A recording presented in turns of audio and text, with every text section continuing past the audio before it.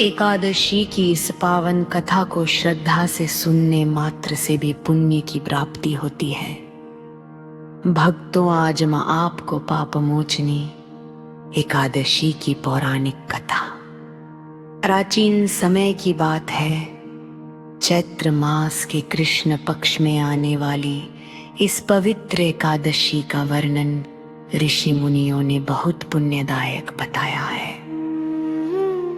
एक बार राजा मंधाता ने महान तपस्वी लोमश ऋषि से पूछा,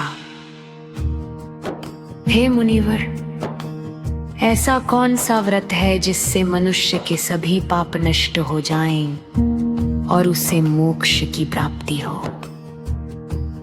तब लोमश ऋषि ने कहा,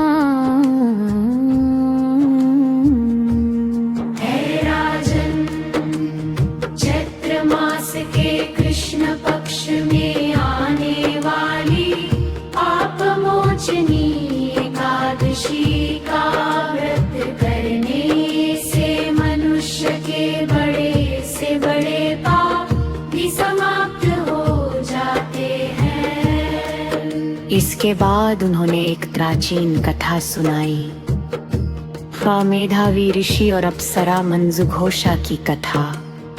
बहुत समय पहले चैत्रर्थ नामक सुंदर वन में मेधावी नाम के एक महान ऋषि कठोर तपस्या किया करते थे।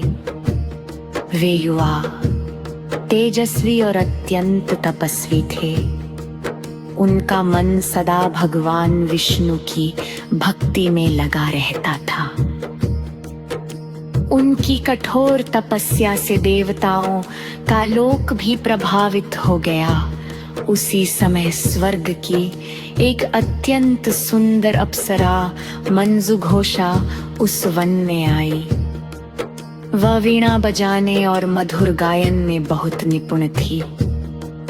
देवताओं के संकेत पर मंजुघोषा ने अपने मधुर गीत और सौंदर्य से ऋषि मेधावी का ध्यान भंग करने का प्रयास किया। उसकी वीणा और मधुर स्वर सुनकर धीरे धीरे ऋषि मेधावी का मन तपस्या से हटने लगा। कुछ समय बाद उनका तप भंग हो गया और वे मंजुघोषा के साथ रहने लगे। समय बीतता गया। ऋषि को लगा जैसे कुछ ही दिन बीते हैं,